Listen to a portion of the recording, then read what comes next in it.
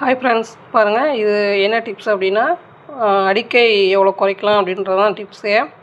இது நான் இந்த 3 வச்சு பார்த்தேன், 3 வச்சு பார்த்தேன். ஆனால் எனக்கு எப்படி இருந்தாலும் கொஞ்சம் கொஞ்சம் சுருக்கம் வந்துக்கிட்டு தான் இருந்துச்சு. அது கிட்டத்தட்ட 40 சைஸ் கூட வச்சு பார்த்தேன். ஆனால் 40 சைஸ்க்கு இன்னும் எச்சா தான் நம்ம வைக்கணும்.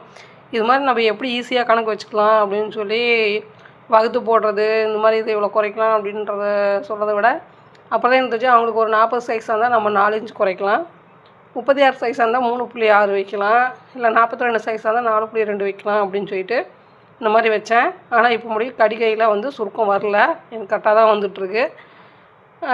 ஏன்னா நம்ம செக் பண்ணி பார்க்குறப்ப தானே தெரியுது. இதே பாருங்கள், ஒரு 40 சைஸுக்கு ஒரு 3.5 இன்ச்சு 3.25 வச்சேன். சரி, சைஸ் இதாக இருக்குன்னு 3.25 வச்சு கட் பண்ணேன். ஆனால் அவங்களுக்கு சுருக்கம் வந்துச்சு. அதுக்கப்புறம் இன்னும் 1/4 இன்ச்சு கட் பண்ணி அதில் அவங்களுக்கு 4.1 வந்துச்சு. அதே மாதிரி 4.1 வச்சு தான் அடிக்கை நான் கட் பண்ணேன். அவங்களுக்கு அடிக்கையில் சுருக்கமே வரல.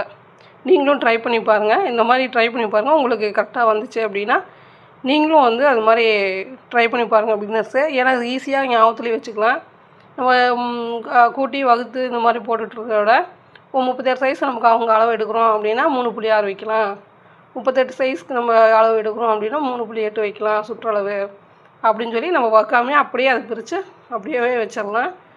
இது நான் முடிக்க எனக்கு கரெக்டாக தான் வந்துட்டுருக்கு. ஒரு 80% அளவுக்கு எனக்கு கரெக்டாக தான் வந்துட்டுருக்கு. எந்த குறையும் இல்லை.